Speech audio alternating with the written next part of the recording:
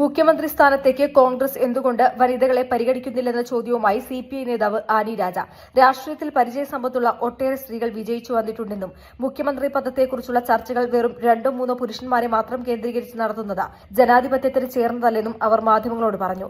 കേരളത്തിലെ വോട്ടർമാരിൽ ഭൂരിഭാഗവും സ്ത്രീകളാണെന്നിരിക്കെ പുരുഷന്മാരിൽ മാത്രം കേന്ദ്രീകൃതമായ ഇത്തരം ചർച്ചകൾ വനിതാ നേതാക്കളെ അപമാനിക്കുന്നതിന് തുല്യമാണെന്ന് ആനി രാജ പറഞ്ഞു. രാഹുൽ ഗാന്ധി പോലും വനിതാ മുഖ്യമന്ത്രി എന്ന ആശയം മുന്നോട്ട് വെച്ച സാഹചര്യത്തിൽ കോൺഗ്രസിലെ വിജയിച്ച വനിതാ നേതാക്കളെ എന്തുകൊണ്ട് പരിഗണിക്കുന്നില്ലെന്ന ചോദ്യം പ്രസക്തമാണെന്നും അവർ ചൂണ്ടിക്കാണിച്ചു.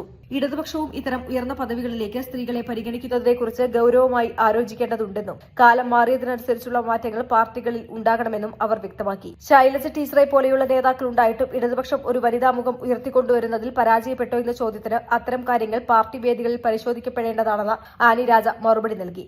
News desk media vision. എന്റെ ഫസ്റ്റ് ഡെലിവറി ഇവിടെ തന്നെയായിരുന്നു, നിസാർ ഹോസ്പിറ്റലിൽ തന്നെയായിരുന്നു. അതൊരു 6 വർഷം മുന്നേ. അപ്പം അത് സാധാരണ ഒരു നോർമൽ ഡെലിവറി ആയിരുന്നു. പക്ഷെ അതിന് സാധാരണ പെയിൻ അത്ര സഹിക്കണ ആളല്ല. അപ്പോൾ അത് കാരണം ഭയങ്കര ബുദ്ധിമുട്ടായിരുന്നു എനിക്ക് ഫസ്റ്റ് ഡെലിവറി. സെക്കൻഡ് പ്രഗ്നൻ്റ് ആയപ്പോൾ ഞാൻ വിചാരിച്ചിരുന്ന എപ്പിഡ്യൂറിൽ ഒരു നല്ലൊരു ചോയ്സ് ആയിരിക്കും. അപ്പോഴാണ് ഞാൻ അറിഞ്ഞത് നിസാർ ഹോസ്പിറ്റലിൽ എപ്പിഡ്യൂറിലുള്ളൊരു കാര്യം. അപ്പോൾ പിന്നെ ഞാനും ഹസ്ബൻഡും കൂടി അങ്ങനെ തീരുമാനമെടുത്തു. ഞാൻ എടുത്ത തീരുമാനം വളരെ കറക്റ്റായിരുന്നു എന്ന് എനിക്ക് പിന്നെ എൻ്റെ ഡെലിവറി കഴിഞ്ഞപ്പോൾ തോന്നി. കാരണം ഞാൻ ഒന്നും അറിഞ്ഞില്ല. ആദ്യത്തെ എൻ്റെ ഡെലിവറി ഞാൻ ഒരുപാട് പെയിന് സഹിച്ചിരുന്നു. പക്ഷെ ഇപ്പോഴത്തെ എൻ്റെ ഡെലിവറി ഞാൻ ഒന്നും അറിഞ്ഞിട്ടുണ്ടായിരുന്നില്ല. പിന്നെ ഇവിടുത്തെ സ്റ്റാഫുകളായാലും ഡോക്ടേഴ്സ് ആയാലും എൻ്റെ ഡെലിവറി എടുത്തത് ശ്രുതി ഡോക്ടറായിരുന്നു.